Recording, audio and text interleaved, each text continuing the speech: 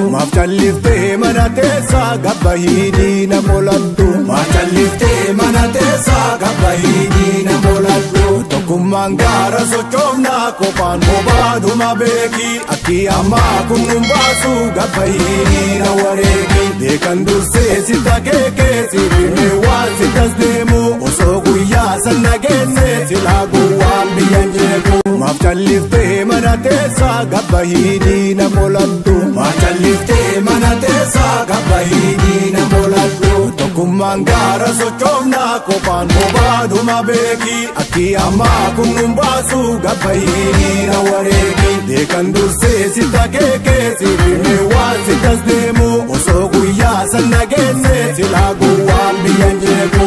Yoyyaa harka funee kabajamtootaaf hordoftoota maatiiwwan chaanala keenya egaa akkam jirtu nagaa jirtu nuti nagaa keenya guyyaa irraantanaas qophii baay'ee tokko namatti tolu qabannee dhiyaanneeti jira egaa hanga xumuraatti turtiin keessan nu wajjin dhiyaatu jenna guyyaa irraantanaa qabannee kan dhiyaanne akkuma amma jalqaba irratti argitan sirba baay'ee bareedaa tokko qabatee kan nuuf dhiyaataatii jiru artist Amiin Huseen Baalee bu'aa biyya loowwanii jedhuudhaan kan beekamu yommuu ta'u sirba isaa sirba qabsoo baay'ee bareedaa tokko qabatee yeroo ammaan tanaa dhiyaataatii jira sa'aatii muraasa booda kan isin biraan geenyu ta'a egaa asumaan warrootni haaraan gara chaanala keenyaa dhufaa jirtan immoo subscribe gochuudhaan maatii keenya ta'a nu eeggadhaa isiniin jenna egaa sirba kanas natti ergee caqaseetii dhageeffadheetii ture jedha Guyyoo Waariyoo sirbi kun baay'ee tokko kan namatti toludha egaa artistiin kun qabsoo keessatti gahee guddaa taphataatii kan jirudha akkuma beektan sirba baay'ee bareedaa tokko qabatee dhiyaateetii jira akkasumas yaadaa fi gorsa garaagaraa kan of keessaa qabudha jedha